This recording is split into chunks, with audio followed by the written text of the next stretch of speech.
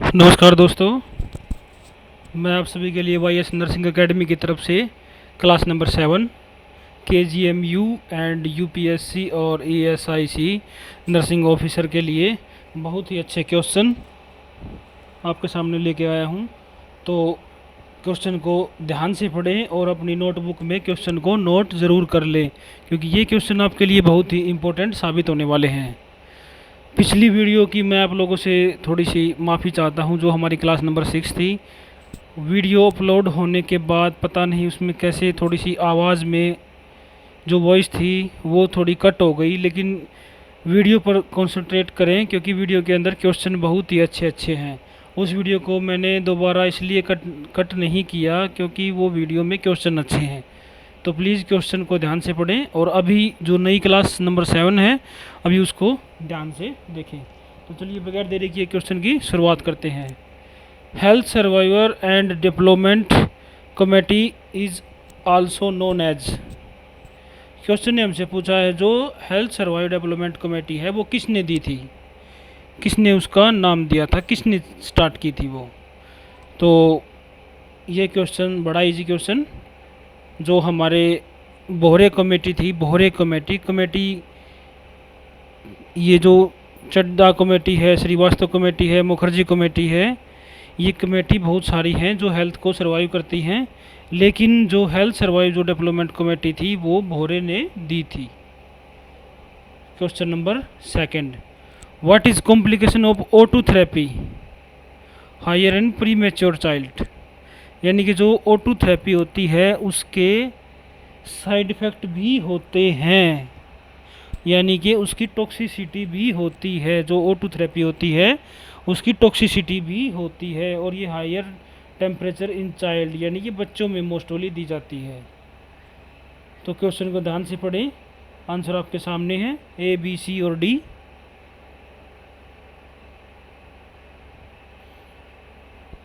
तो right answer is option A, रेस्ट्रोलेंटल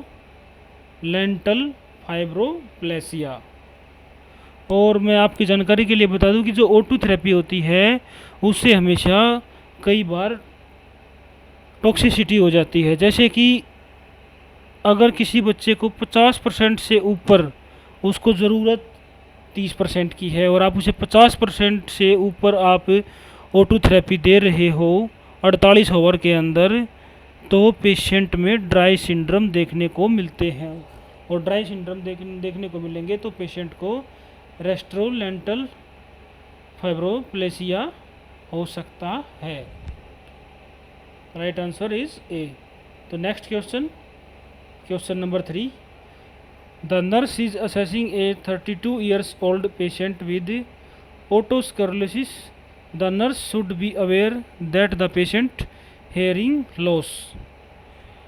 question ने हमसे क्या पूछा है कि एक पेशेंट है जो ओस्टोक्लोरोसिस बीमारी का है और उस पेशेंट को हियरिंग लॉस देखने को मिल रहा है। यानी कि एक 32 ईयर्स एज का एक पेशेंट है, उसको ओस्टोक्लोरोसिस नाम की बीमारी है, और ओस्टोक्लोरोसिस नाम की बीमारी की वजह से पेशेंट को हियरिंग लॉस यानी कि सुनने में कठिनाई हो रही है। तो उसका हमें असेसमेंट बताना है कि वो किस वजह से हो रही है। ओस्टोक्लोरोसिस का मतलब पूछा गया है कि वो कब होती है, कितने टाइम पर होती है, कैसे होती है। जो ओस्टोक्लोरोसिस होता है वो हमेशा हमारे कान के अंदर होता है। हेयरिंग लॉस होती है तो हमेशा कान पर ही बात जाएगी। जो हमारे कान में जो ओस्टोक्लोरोसिस होता है उसका मतलब ये होता है कि हमारे कान के अंदर जो हड्डी होती है उस हड्डी के ऊपर, एक हड्डी के ऊपर दूसरी हड्डी का बन जाना या बनना स्टार्ट होना, उसको हम ओस्टोस्क्लेरोसिस बोलते हैं। तो this is the right answer is B, typically effect both years, यानी कि पूरे कान पर इफेक्ट पड़ता है,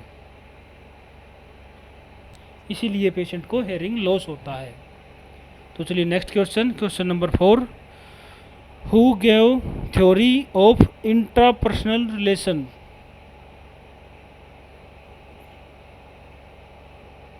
क्वेश्चन ने हमसे ये पूछा है कि जो इंटरपर्सनल रिलेशन जो थ्योरी थी वो किसने दी थी, यानी किसने उसको लॉन्च किया था, किसने उस थ्योरी को दिया था, किसने उस थ्योरी का नाम दिया था। तो इस क्वेश्चन का आंसर बगैर देरी किए आंसर डी, हाइल्डगार्ड पेपालू। जो हाइल्डगार्ड पेपालू थे उन्होंने इस थेरेपी का नाम दिया था, उन्होंने इस थेरेपी की खोज की थी। This is the right answer, is the most important in KGMU।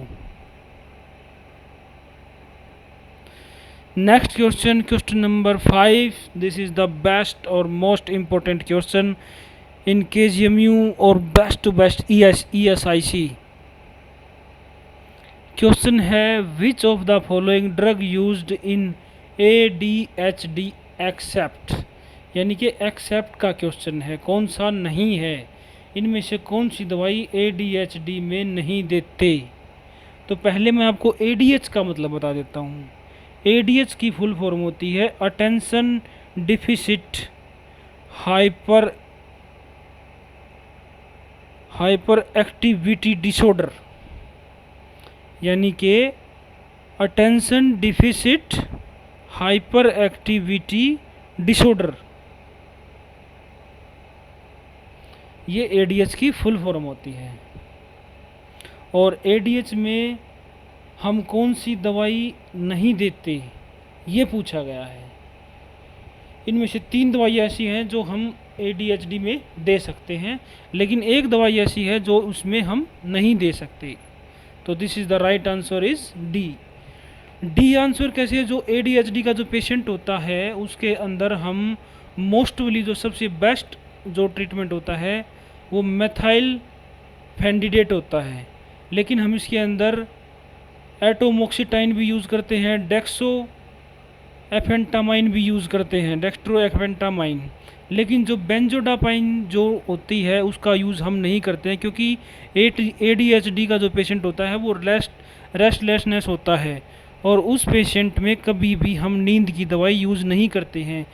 नहीं तो पेशेंट जो ऑलरेडी ज़्यादा रेस्टलेसनेस है, जो ज़्यादा सो रहा है, आप उसी को नींद की दवाई और ज़्यादा दे दो तो वो उठेगा ही नहीं। तो this is the right answer is D, क्योंकि एक्सेप्ट का क्वेश्चन था। इसके जो सिम्टम होते हैं ADHD के वो रेस्टलेसनेस ज़्यादा होता है पेशेंट के अंदर, इसलिए हम कभी भी ADHD वाले पेशेंट को नींद की दवाइयाँ नहीं देते हैं।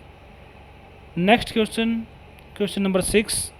A therapy commonly used for the treatment for thumb sucking. Best question, थोड़ा हटके क्वेश्चन है लेकिन ध्यान से पढ़ें, और बहुत ही आसान क्वेश्चन है। ये तो हर घर में सबके साथ होता होगा, हर घर में सभी के घर में बच्चे होते हैं और जो थंब सकिंग करते हैं, यानी कि जो बच्चे अंगूठा चूसते हैं। क्वेश्चन ने हमसे यही पूछा है, जो बच्चे अंगूठा चूसते हैं उसकी बेस्ट ट्रीटमेंट क्या होता है। राइट आंसर, यानी थेरेपी के बारे में बताना, बेस्ट थेरेपी ट्रीटमेंट कौन सा होता है जो बच्चे अंगूठा चूसते हैं, बताइए, आंसर गाइस कीजिए। तो चलिए आंसर की तरफ चलते हैं। Right answer is A, aversion therapy. Aversion therapy में क्या होता है कि एवर्जन थेरेपी के अंदर जो ट्रीटमेंट होता है उसमें एल्कोहलिक ट्रीटमेंट होता है। एल्कोहलिक ट्रीटमेंट में बच्चे के अंगूठे पर एवर्जन थेरेपी की जाती है, जो बच्चा अंगूठा सकिंग करता है उस अंगूठे पर, और अंगूठे पर थेरेपी करने के बाद अगर बच्चा उस अंगूठे को अपने मुंह के अंदर लेता है तो उसका टेस्ट उसको अलग लगेगा, कड़वा लगेगा, क्योंकि अल्कोहल कड़वी होती है, और कड़वा लगेगा तो वो बच्चा धीरे धीरे उस सकिंग को छोड़ देता है। इसलिए बेस्ट जो ट्रीटमेंट होता है थंब सकिंग का, वो एवर्जन थेरेपी ही होता है। This is the right answer is A. तो चलिए नेक्स्ट क्वेश्चन की तरफ चलते हैं। Question number 7। A newborn baby is admitted to the neonatal intensive care unit, यानी कि एक न्यू बोर्न बच्चा है जो NICU में एडमिट किया गया है विद कोनाल अर्टिशिया, which part of the infant body should the nurse, यानी कि क्वेश्चन ने हमसे पूछा है कि एक बेबी है जो कोनाल आर्ट्रेशिया का है और उसको हमें एनआईसीयू में एडमिट किया है, तो उस एनआईसीयू में एडमिट करने के बाद जो नर्स है वो बॉडी का कौन से पार्ट को असेस करती है ज़्यादातर, यानी कि जो कोनाल आर्ट्रेशिया का जो बच्चा है उसको एनआईसीयू के अंदर एडमिट करने के बाद नर्स को उसमें कौन सा बॉडी पार्ट असेस करना होगा, कौन से बॉडी पार्ट को ज़्यादा नोट करना होता है। आंसर गाइस कीजिए ए, बी, सी और डी। तो राइट आंसर इज बी, नेजोफ्रेंगस। फ्रेंगस इसमें क्या होता है कि जो फ्रेनस जो होता है उसके अंदर, जो कोनाल आर्टरिया होता है उसके अंदर नेजोफ्रेंगस होता है, और जो कोनाल आर्टरीसिया होता है उसको हम क्या बोलते हैं, जैसे कि जो बच्चे का जो नाक है, अब नाक के जो एंडिंग पॉइंट होते हैं वो हमारे बिल्कुल होठ के पास होते हैं, और जो स्टार्टिंग पॉइंट होती है वो हमारी आँखों के पास होती है। जो हमारी आँखों के पास जो स्टार्टिंग पॉइंट होता है वहाँ से कई बार किसी बच्चे में उस रास्ते का बंद हो जाना, यानी कि वो रास्ता खुलता ही नहीं है, वो बंद रह जाता है। जो रास्ता बंद रह जाता है उसको हम कोनाल आर्ट्रीसिया कहते हैं। इसलिए कोनाल आर्ट्रीसिया में नर्स क्या करती है कि बच्चे को नेजोफ्रेंगस का एसेस करती है, उसको नोट करती है कि वो क्लियर है, सांस क्लियर आ रही है नहीं आ रही है, ये चीज़ें नोट करनी होती हैं। तो this is the right answer is B. तो चलिए next question, question number 8। An infant is admitted to the paediatric intensive care unit PICU after open heart surgery for the repair of a ventricular septal defect. Place these nurse assessment in order of priority. Question ने हमसे क्या पूछा है कि एक बच्चे को PICU के अंदर एडमिट किया गया है ओपन हार्ट सर्जरी के बाद, और सर्जरी में क्या किया है, जो वेंट्रिकुलर सेप्टल डिफेक्ट है उनको रिपेयर किया गया है। तो जो नर्स है वो सबसे पहली प्रायोरिटी क्या करेगी, जब बच्चे को पीडियाट्रिक वार्ड में एडमिट कर लिया, पीडियाट्रिक ICU में बच्चे को सर्जरी होने के बाद उसको रखा गया है, और सर्जरी क्या हुई है, वेंट्रिकुलर सेप्टल डिफेक्ट की सर्जरी हुई है जिसका हमें रिपेयर किया गया है। तो नर्स को सबसे पहले पॉइंट कौन से नोटिस करने हैं। तो ये क्वेश्चन थोड़ा सा हटके है, क्योंकि इसमें answer A, B, C, D और E आंसर 5 हैं, और पांचों आंसर राइट हैं। तो राइट कैसे हैं वो हमें नोट करना है। राइट कैसे है उसका मतलब ये है कि पहले नंबर पर कौन सा आता है, दूसरे पर कौन सा, तीसरे पर कौन सा, चौथे पर कौन सा और पाँचवें पर कौन सा। यानी कि जो नर्स है वो सबसे पहले पाँचों में से कौन सा पॉइंट नोट करेगी, फिर उसके बाद सेकंड पॉइंट, फिर थर्ड पॉइंट, फिर फोर्थ पॉइंट, फिर 5 पॉइंट। तो nurse right answer is D, क्योंकि जब ओपन हार्ट सर्जरी का जो बच्चा PICU के अंदर एडमिट है जिसकी वेंट्रिकुलर सेप्टल डिफेक्ट हुआ है, उस रिपेयरिंग हुई है, तो उसमें नर्स सबसे पहले क्या नोट करेगी, सबसे पहले रेस्पिरेटरी स्टेटस को चेक करेगी। क्योंकि रेस्पिरेटरी स्टेटस इसलिए चेक करेगी, जान है तो जहान है, ये लोग तो आप सभी जानते हैं। अगर सांस है तो सब कुछ है, सबसे पहले सांस ही नोट करनी है।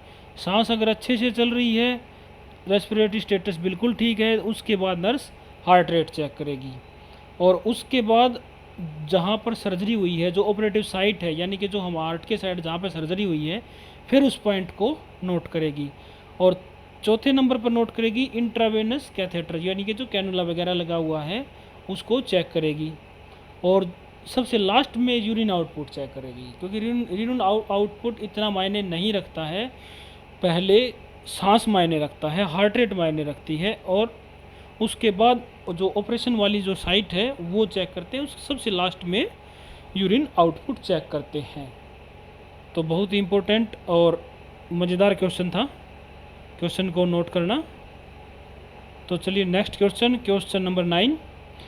The fetus of a multigravida patient 38 weeks gestation is determined to be in frank breech presentation, यानी कि जो बेबी है, जो 38 वीक्स की जो प्रेगनेंसी है, मल्टी ग्रेविडा मदर है, जो 38 वीक्स की जो प्रेगनेंसी है, उस बेबी को फ्रैंक ब्रीच प्रेजेंटेशन हमने नाम दिया है। यानी फ्रैंक ब्रीच प्रेजेंटेशन का मतलब कि बच्चा उल्टा है और फ्रैंक पोजीशन में है। फ्रैंक पोजीशन में, ब्रीच का मतलब होता है उल्टा। Next, the nurse describe this presentation to the patient as which of the following fetal parts coming in contact with the cervix. तो क्वेश्चन ने हमसे क्या पूछा है कि जो फ्रैंक ब्रीच प्रेजेंटेशन जो बेबी है 38 वीक्स का, बेबी का मतलब हम इसको यहाँ फीटस बोलेंगे। जो फीटस है, फीटस क्योंकि जब तक माँ के पेट के अंदर बेबी रहता है उसको हम फीटस बोलते हैं, और बाहर आने के बाद इन्फेंट बोलते हैं। तो अभी हम उसको फीटस बोलेंगे। जो फीटस है, जो फीटस मदर के अभी गेस्टेशन में है, वो फ्रैंक ब्रीच प्रेजेंटेशन में है, यानी कि बच्चा उल्टा है। तो क्वेश्चन ने हमसे ये पूछा है कि जो सर्विक्स की साइड जो बेबी का हिस्सा है, वो सबसे पहले कौन सा हिस्सा सर्विक्स को अटैच है, यानी कि नीचे की साइड, वेजाइना की साइड, सर्विक्स की साइड, जो बच्चे वो का हिस्सा है, वो हिस्सा कौन सा है ब्रीच पोजीशन में, फ्रैंक ब्रीच पोजीशन में। तो राइट आंसर गाइस कीजिए। राइट आंसर इज ए, बटकस, यानी कि जो बच्चे का पीछे का हिस्सा है वो सर्विक्स को अटैच है। This is the right answer. इस सीजन का लास्ट क्वेश्चन और बहुत ही most important question, what is the nurse priority intervention when preparing for admission of a child with acute laryngotracheobronchitis का जो बच्चा है। क्वेश्चन ने हमसे क्या पूछा है कि एक नर्स है जो लैरिंगोरेकोब्रोंकाइटिस की तैयारी कर रही है, जो प्रिपेयरिंग कर रही है, उसके एडमिशन की तैयारी कर रही है। एक्यूट यानी कि अभी अभी, लैरिंगो यानी कि जो ये एक, मैं बता दूं, ये एक जो लैरिंगोरेकोब्रोंकाइटिस होता है, ये एक वायरल इन्फेक्शन होता है, और नर्स उसकी प्रायोरिटी के लिए तैयारी कर रही है। तो सबसे पहले क्या तैयारी करेगी नर्स?